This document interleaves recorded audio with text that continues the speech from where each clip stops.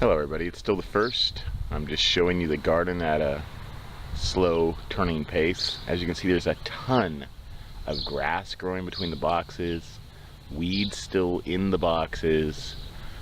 We've done a lot this month, 15 days, but this is the halfway mark. I got 15 days left to plant whatever I can to survive on. And that's a little crazy. It's only 15 days. So what I'm going to do today, and I don't get much time today because Saturday and Sundays are the one days I actually have a job that I go and work, where I do guided fictional meditation to people. I'm going to start over there past those carrot plants there that you see, back where my original radish box that I did on the 28th was. And up by that, let's see if I can zoom in up there, see if you can see that. You can see that red milk crate up there covered in grass. We're going to take all that out, everything that's a grass or a weed in this whole entire area. And we're going to try to get that out in the next 3 days or so, all the way across. I'm hoping to have that done Saturday. I'm hoping to have it done at least by Wednesday. Now it's just me and Turtle, the Roman nomad farmer, who's a member of Manabu Farms, one of our nomad chapters. There's about 5 or 6 of them out there traveling the country. He's come in to help me for this month, just to grow food here instead of doing his normal vow that he does, which is planting food every city and every state on the mile markers, so that people who are homeless and traveling know that if you go by a mile marker, you will be able to find food planted by a Manabu citizen or a Manabu person of our club planting food.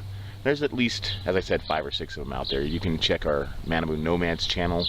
It doesn't get much activity because they barely ever get to send in videos, as they're nomads. They don't have enough money even to pay for one of those cell phone bills that everybody thinks is so easy to afford. But if you're traveling the country doing nothing but spending the little bit of money you gather up to buy seeds and starts so that you can continue to feed other people. I got off on a tangent there. That's not even what this topic is about. The topic is just checking in with you guys.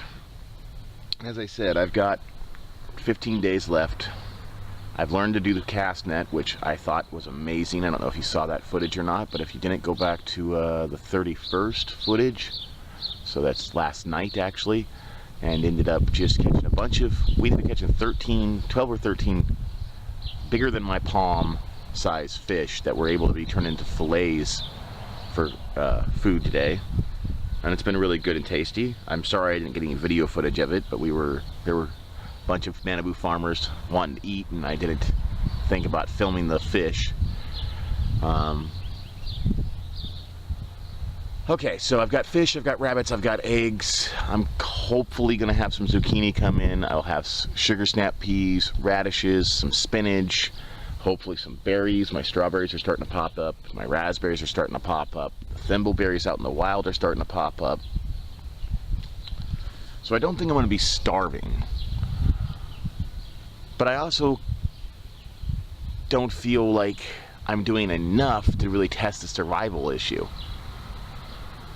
So, me and a couple friends, or a couple other Manabu members, I should say, are going to be this upcoming weekend, or not this weekend, but the next weekend, hopefully, are going to be planning on going out for a no-gear survival trip. What we're actually going to do is, I'm sure if you check out some of these other YouTube channels, you can type in $20 bug out bag and find hundreds of videos of people going to Walmart and things like that and paying 20 bucks for survival gear.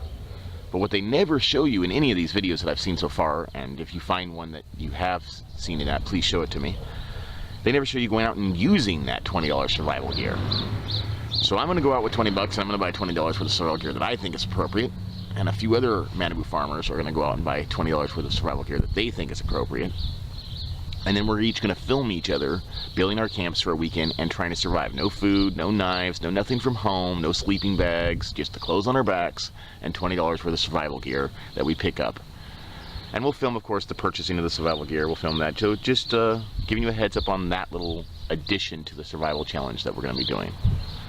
Hopefully, of course they'll be titled something else and they won't be part of this 30-day challenge. But I'm going to get it done before June 16th, that's for sure, so that I can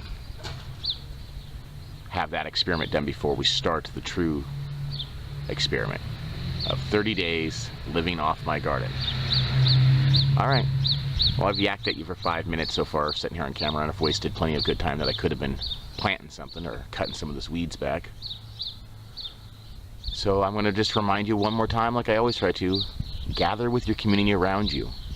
Go to your neighbors. Take some plants. Start some plants. Get some nice little starts.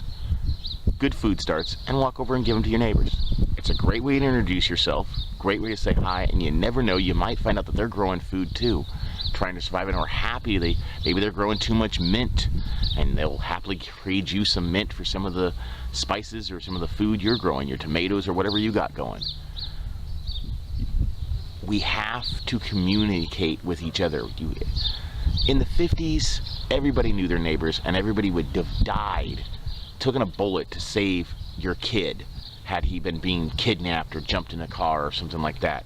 Nowadays, most people don't even know who their neighbors' kids are, or who the adults that are okay to pick them up. That's not the society I want to live in. That's not the neighborhood I want to live in. I want to live in a neighborhood where everybody, I know my neighbors, I know they're good people, they know I'm good people, not some crazy guy, you know.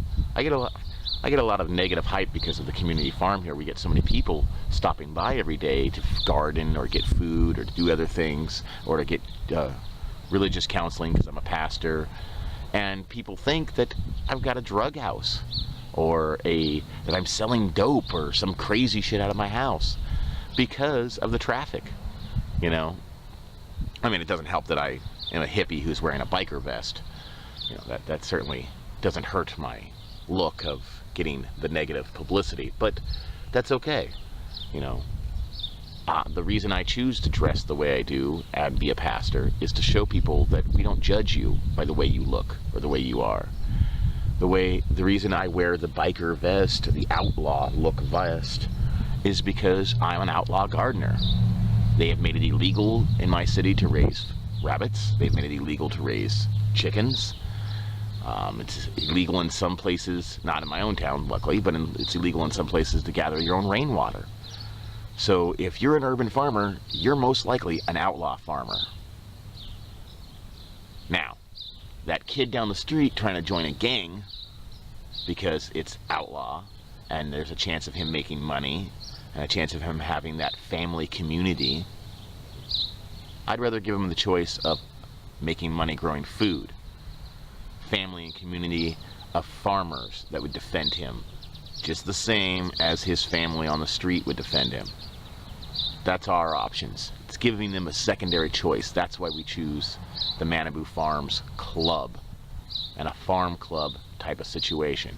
Is to give the children, the next generation who are being forced into violence, forced into gangs, another gang per se, that they can join, one with a positive group, a positive outlook on farming and feeding the people of their communities around them. Some beautiful flowers there coming up on the sugar snap peas. Ah, look at that. I didn't say sweet pea. Alright, everybody. As I said, join with your community members around you and grow as much food as you possibly can.